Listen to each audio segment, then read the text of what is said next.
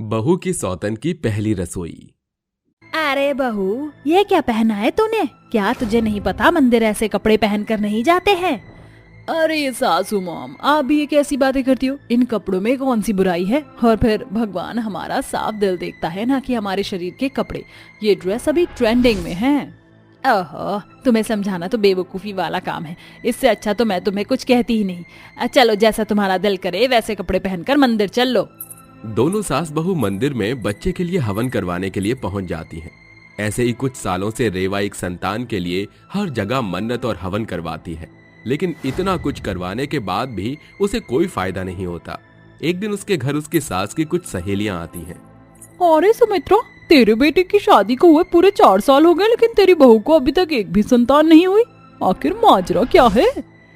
बस अब क्या बताऊं, मैं भी अपने पोते को देखने के लिए तड़प रही हूँ, लेकिन मुझे तो समझ ही नहीं आता कि आखिर भगवान क्या चाहता है। हर मंदिर में चले गए, बड़े बड़े डॉक्टरों से इलाज करवा लिया, लेकिन बहू को कोई संतान ही नहीं हो पा रही।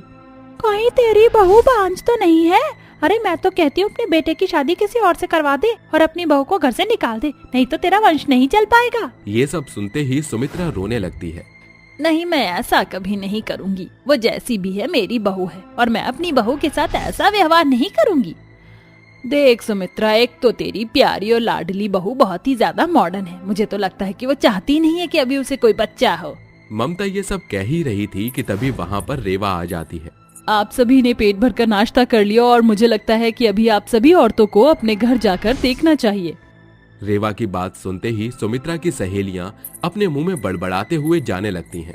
बांझ कहेंगी, ऐसी बहू होते ही मर जानी चाहिए। वो कहती है कि ममता इतनी मॉडर्न है, चाहती ही नहीं होगी कि उसको बच्चा हो। ऐसी बहुओं को तो लात मारकर घर से निकाल देना चाहिए। वो सभी ऐसी खोखली बातें करते हुए वहाँ से चली जाती हैं, जिन्हें सुनकर बेचारी रेवा को बहुत बुरा लगता है और वो अपनी सास से कहती है, सासू मॉम, आपको रोने की जरूरत नहीं है। मैं जानती हूँ कि आप बहुत ज्यादा परेशान हो मुझे और बच्चे को लेकर, लेकिन मेरी बात मानो, एक न एक दिन इस परिवार को एक वंश जरूर मिलेगा। रेवा ऐसा बोलकर अपनी सास को शांत कर देती है, जिसके बाद वो पूरे दिन और पूरी रात बच्चे के बारे में ही सोचती रहती है। इस घर को एक वंश चाहिए, फिर चाहे वो किसी और की ही कोख से क्यों ना निकला हो। और इस काम को करने के लिए मैं किसी को भी मोटी रकम दूंगी, तो कोई भी औरत हंसते हुए अपनी कोख मुझे दे देगी 9 महीनों के लिए। अगले दिन जैसे ही सवेरा होता है, वो अच्छे से तैयार हो जाती है और साड़ी पहन लेती है।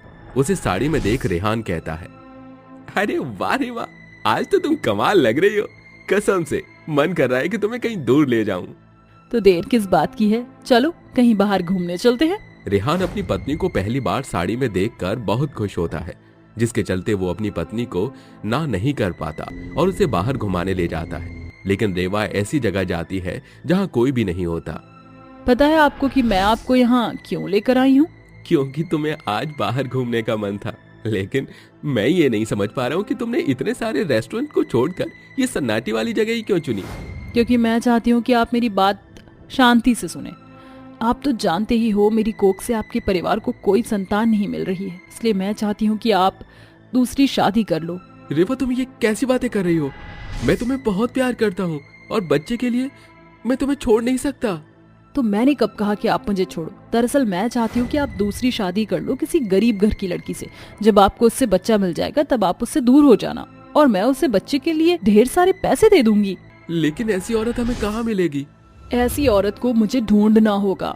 रेवा कई दिनों तक अपने लिए सौतन ढूंढती है, लेकिन उसे कोई लड़की नहीं मिलती। लेकिन एक दिन उसे अचानक उसकी एक सहेली का कॉल आता है। अरे अंजलि, कैसी है तू? बहुत दिनों बाद तूने मुझे याद किया। बस क्या बताऊं बहन, पिताजी का पूरा बिजनेस ठप हो गया है। तब से हमारी फाइनेंशियली कंडीशन बहुत खराब हो गई है। फिलहाल मैं एक नौकरी ढूंढ रही हूँ जिससे मैं अपने परिवार को चला सकूं। रेवा अंजलि से बात करने के बाद समझ जाती है कि अंजलि को पैसों की बहुत ज्यादा जरूरत है, जिसके चलते वो अंजलि को अपनी पूरी बात समझाती है। क्या कहा? पूरे 25 लाख रुपए देगी तू मुझे? ठीक है, मैं तेरे पति से शादी करने के लिए तैयार हूँ। पैसों के लिए अंजलि रेहान से शादी कर लेती है। अंजलि बहुत समझदार और संस्कारी थी, जिसके चलते रेवा के ससुराल में अंजलि को हर कोई पसंद करता है। शादी के बाद सुमित्रा रेवा के पास जाती है और कहती है, अरे रेवा बहू, आज अंजलि की पहली रसोई की रस्म है। अरे क्या जरूरत है पहली रसोई की रस्म को करने की? वैसे भी तो एक ना एक दिन अंजलि यहाँ से चली ही जाएगी। जब जाना होगा चली जाएगी, फिलहाल तो अंजलि इस घर की छोटी बहू और तेरी सौतन है। ऐसा कहकर सुमित्रा वहां से चली जाती है, जिसके बाद ये बात रेवा के घर कर जाती है और उसे बहुत बुरा लगता है। वहीं दूसरी तरफ अंजलि अपनी पहली रसोई की रस्म में बहुत सारे स्वादिष्ट पकवान बनाती है, जिसके चलते रेहान और सुमित्रा उसकी बहुत तारीफ करते हैं। अरे वाह, ऐसा लग रहा है जैसे असलियत में तो अब इस घर के अंदर कोई बहू आई है। अरे बड़ी बहू ने तो आज तक एक कप चाय भी नहीं बनाई हमारे लिए। सच में अंजलि, तुम्हारे हाथों में तो जादू है, जादू। बहुत अच्छा और स्वादिष्ट खाना बनाया है तुमने। रेवा ये सब दूर से सुन लेती है, जिसके चलते रेवा को अंजलि उसकी पहली रसोई से ही पसंद नहीं आती, क्योंकि अंजलि कम समय में सबके दिलों के बहुत करीब आ जाती है। देखते ही देखते कुछ दिनों बाद अंजलि प्रेग्नेंट हो जाती है, जिसके चलते घर के सभी लोग बहुत खुश होते हैं। अरे वाह, मुझे तो यकीन ही नहीं होता, आखिरकार इस घर का वंश आने ही वाला है। देखा रेवा, अंजलि प्रेग्नेंट हो गई है, अब हमें एक संतान मिल जाएगी। उस दिन के बाद से सुमित्रा अंजलि का बहुत ख्याल रखती है, उसकी हर एक छोटी से छोटी और बड़ी से बड़ी बात का ख्याल रखती है। इस बात से रेवा को बहुत चिढ़ मचती है। वहीं दूसरी तरफ वो सबको अपनी तरफ खींचने के लिए उनके लिए रसोई में जाकर अच्छा खाना बनाने की कोशिश करती है। जब इस घर में मैं पहली बार आई थी तो मेरी सास ने मेरी रसोई की रस्म नहीं करवाई थी, क्योंकि मुझे कुछ भी बनाना नहीं आता था, लेकिन अब मैं भी सबके लिए अच्छा खाना बनाऊंगी। रेवा बहुत मन से सबके लिए खाना बनाती है और टेबल पर लगा देती है, जिसके बाद वो सभी को बुलाती है। जैसे ही सब खाना खाते हैं वो खाना अपने मुंह से निकाल देते हैं। आहा, ये क्या बनाया है तुमने? इतना नमक, इतनी मिर्ची, हाय कोई मुझे पानी दे दो, नहीं तो मेरी जुबान जल उठेगी। मैं तो बस आप सभी को खुश करना चाहती थी। अरे बहू, मैं जानती थी कि तुझे खाना बनाना नहीं आता, इसलिए हमने तेरी पहली रसोई की रस्म नहीं करवाई थी। ऐसा खाना खाने से अंजलि को कितना नुकसान पहुंच सकता है, तुमने एक बार भी नहीं सोचा? चलो अंजलि, आज हम बाहर खाना खा लेंगे। रेहान अंजलि को लेकर वहां से चला जाता है और सुमित्रा भी अपने कमरे में चली जाती है। अब रेवा पर कोई ध्यान नहीं देता, जिसके चलते रेवा अकेली पड़ जाती है। 9 महीने बीतने के बाद मैं कभी भी इस घर की बहू नहीं बन पाई। सही मायनों में अंजलि ही इस घर की असली बहू है। उसने बहू होने के सारे फर्ज निभाए हैं। रेवा अंजलि के कमरे में 25 लाख रुपए रखकर वहां से चली जाती है। जैसे ही वो घर के बाहर आती है, बाहर रेहान और सुमित्रा के हाथों में बच्चा होता है। बच्चा यहाँ है तो अंजलि कहाँ है? वो चली गई अपना फर्ज पूरा करके, और इस बच्चे को तुम्हारे नाम करके। ये खत उसने तुम्हारे लिए दिया है। रेवा खत खोलकर पढ़ती है। रेवा, मैं जानती हूँ कि तुम अपने परिवार से बहुत प्यार करती हो। मैं तुम्हारे परिवार और तुम्हारे बीच में कभी नहीं आ सकती थी। ये परिवार तुम्हारा है और इसे तुमसे कोई नहीं छीन सकता। खत पढ़कर रेवा हैरान रह जाती है। अंजलि रेवा का परिवार पूरा करके कहीं गायब हो जाती है और रेवा अपने परिवार के साथ अब खुशी खुशी रहने लगती है।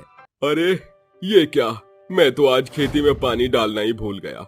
चलो अभी समय है, धरती पर जाने से पहले मैं इन सारे खेतों में पानी डाल देता हूँ। मनोहर ऐसा सोचकर खेतों में पानी डालने लगता है, जिसके बाद वहां पर एक रथ आता है और मनोहर उसके अंदर बैठ जाता है।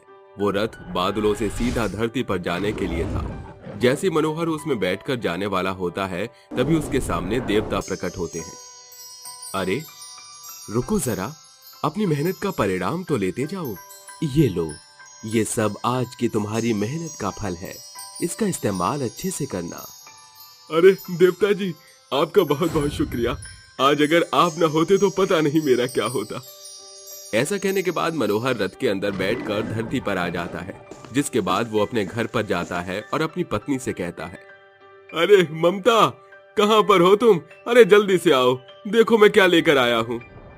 अजी इतना क्यों फुदक रहे हो?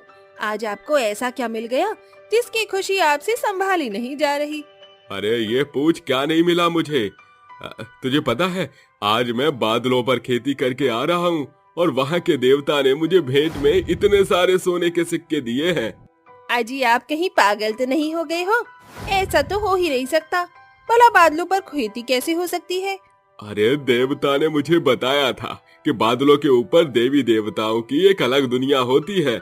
कई दिनों से उनके बादलों के ऊपर सब्जियों की खेती नहीं हो पा रही थी, जिसके चलते वो मुझे वहाँ लेकर गए थे। मैं वहाँ खेती करके आ रहा हूँ।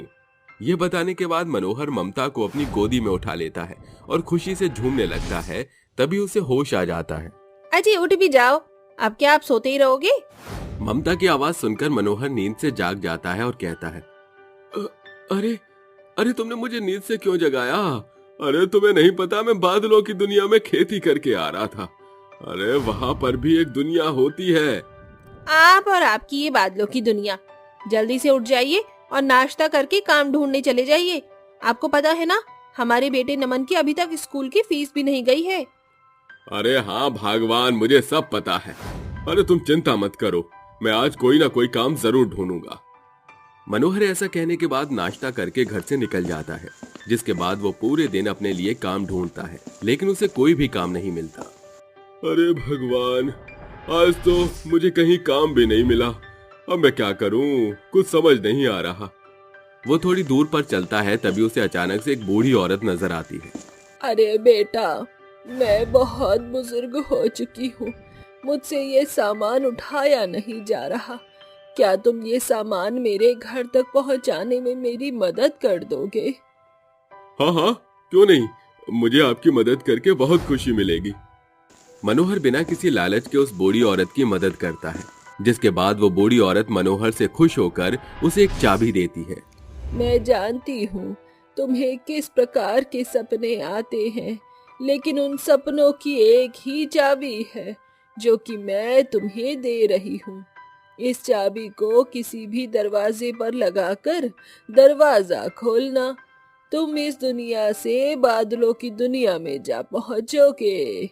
अरे अम्मा, आप इस दुनिया में रहने के बाद भी ऐसी बातें कर रही हो? ये सब तो बेकार की बातें होती हैं। बेटा, अपनी किस्मत की चाबी को मत ठुकरा। इस चाबी को अपने पास रख। एक ना एक दिन तो सब कुछ अच्छे से समझ जाएगा तू। उसी दिन तेरी किस्मत भी खुल जाएगी और तू हमेशा के लिए माला माल हो जाएगा।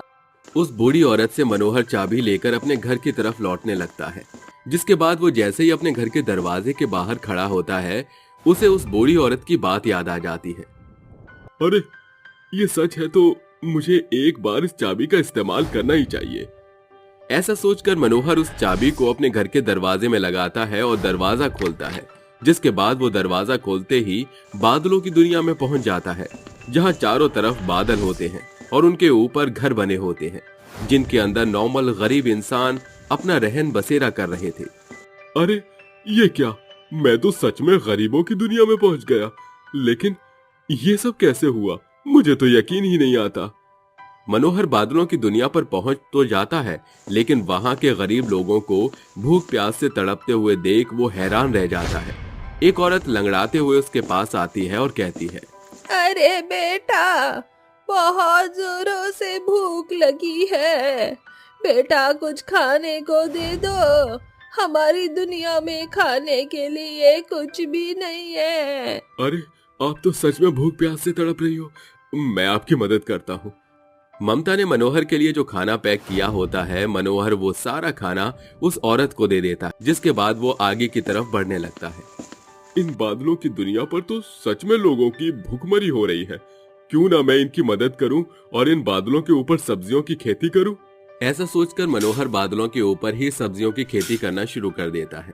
कई दिन कड़ी मेहनत के बाद बादलों के ऊपर सब्जियां उगनी शुरू हो जाती हैं, जिसके बाद जब सब्जियों की खेती पूरी तरह पक जाती है तो मोहन वहां के सभी गरीबों को इकट्ठा करता है और उन सभी को हरी सब्जी दान करता है। अरे सर्दियों में हम इन बादलों की दुनिया में भूखे प्यासे मर रहे थे, लेकिन तुमने हमारी मदद की। इसका एहसान हम कभी नहीं उतार पाएंगे। हमारी इतनी मदद करने का तुम्हारा बहुत बहुत शुक्रिया। तुम हमारे लिए एक फरिश्ते से कम नहीं हो। सभी गरीब लोग बहुत खुश होते हैं। सभी लोग अपने अपने हिस्से की सब्जी अपने घरों में ले जाते हैं और अपने घर में सब्जी बनाकर पेट भरकर खाना खाते हैं। वहीं बेचारा मनोहर बादलों की दुनिया में यहाँ से वहाँ एक बादल के ऊपर से दूसरे बादल पर जाता है, लेकिन उसे वापस घर जाने का कोई रास्ता नहीं मिलता, जिसके बाद वो एक हरे भरे पेड़ के नीचे जाकर बैठ जाता है। अरे मैं तो घर जाने का रास्ता कब से ढूंढ रहा हूँ, लेकिन मुझे कोई रास्ता ही नहीं मिल रहा। मैं तो यहाँ पर आने के बाद फंस गया हूँ, अब मैं घर कैसे जाऊंगा। वो इतना बोलता ही है कि तभी उस हरे भरे पेड़ के अंदर से एक देवता निकलकर बाहर आते हैं, जो मनोहर से कहते हैं, तुम इस दुनिया में आए और तुमने इस दुनिया की गरीबी को धीरे धीरे दूर कर दिया। तुम्हारी इस बात से मैं बहुत प्रसन्न हुआ, इसलिए मैं अब तुम्हारी मदद करना चाहता हूँ। अरे देवता जी, बस मेरे ऊपर एक एहसान कर दीजिए, मुझे वापस मेरे परिवार के पास भेज दीजिए। वो सब मेरे बिना पता नहीं कैसे जी रहे होंगे। अरे हाँ, क्यों नहीं, मैं तुम्हारे घर में तुम्हें भेज दूंगा और तुम्हारी परेशानियां हमेशा हमेशा के लिए खत्म भी करूंगा। तभी देवता अपने हरे भरे पेड़ के अंदर समा जाते हैं। देखते ही देखते वो पेड़ सोने से सुनहरा हो जाता है और उसके ऊपर कई सारे नोट भी प्रकट हो जाते हैं, जिसके बाद पेड़ अपने आप हिलने लगता है, जिसके चलते पेड़ के ऊपर से कई सारे नोट और सोने के सिक्के झड़कर नीचे गिर जाते हैं और देखते ही देखते वो एक पोटली में बदल जाते हैं। तभी पेड़ के अंदर से देवता की आवाज आती है, कुछ ही देर में मैं जादुई पेड़ से वापस दरवाजे में बदल जाऊंगा। तुम उस चाबी का इस्तेमाल करना और दरवाजा खोलकर अपने घर पहुंच जाना। देवता के इतना कहते ही वो जादुई पेड़ एक दरवाजे में बदल जाता है और मनोहर उसके अंदर चाबी लगाकर अपने घर पहुंच जाता है, जिसके बाद ममता उसे देखते ही उसे गले से लगा लेती है और कहती है, अजी कहाँ रह गई थी आप? हमने कितना आपको ढूंढा, अचानक से कहाँ गायब हो गई थी? मनोहर ममता को सारी सच्चाई बताता है, जिसके बाद वो पोटली के अंदर से सोना और पैसे ममता को दिखाता है। देखा ममता, मैंने कहा था ना, एक न एक दिन मेरा सपना पूरा जरूर होगा। ये देखो, मेरा सपना पूरा हो गया। अब हम माला माल हो गए और हमारी परेशानियां हमेशा हमेशा के लिए खत्म हो जाएंगी। उस दिन के बाद से मनोहर अपने बेटे रमन को एक अच्छे से स्कूल में डाल देता है और अपने लिए एक बढ़िया सा मकान भी बनवा लेता है, जिसके बाद वो अपने परिवार के साथ खुशी खुशी रहने लगता है।